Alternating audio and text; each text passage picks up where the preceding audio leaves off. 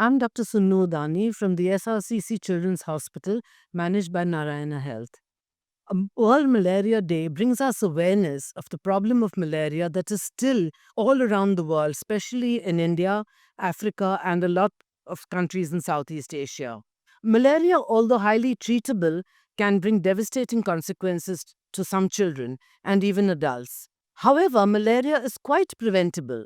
We have to take action to prevent ourselves from getting bitten by mosquitoes because the mosquito is the only vector that transmits malaria.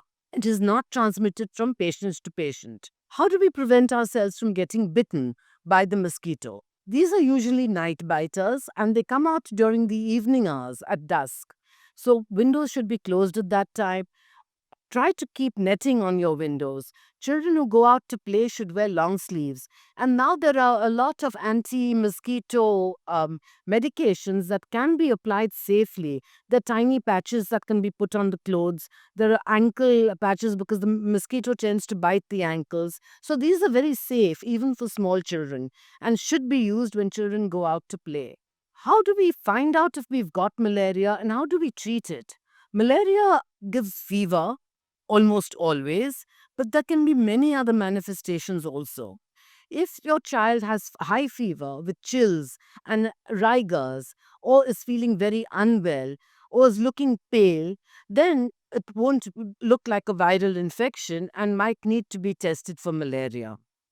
Also, early signs and symptoms are important because the earlier we catch malaria, the easier it is to treat. There are many types of malaria. The ones that are common in India and Bombay are the Vivax malaria and the falciparum. The Vivax malaria is highly amenable to treatment by a simple drug called chloroquine, also known as Lariago for many of us. Falciparum malaria needs a different kind of treatment. However, most of the time, most of both of these malarias can well be treated by oral medication.